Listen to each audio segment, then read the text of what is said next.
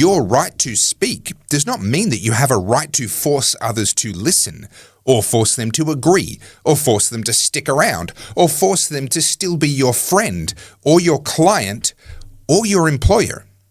Now, I'm not a fan of cancel culture for all the reasons that I've laid out publicly during the cancel culture craze a few years ago. I think it backfires most of the time. It's unproductive.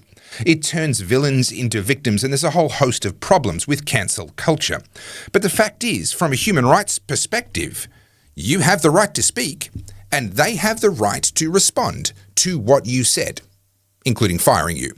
So now we need to go deeper, a little more complex, because we need to touch on the difference between what's called a negative human right and a positive human right.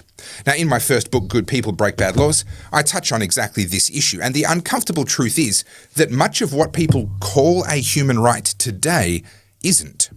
Much of what's in the United Nations Declaration of Human Rights are not human rights at all, and I can explain exactly why.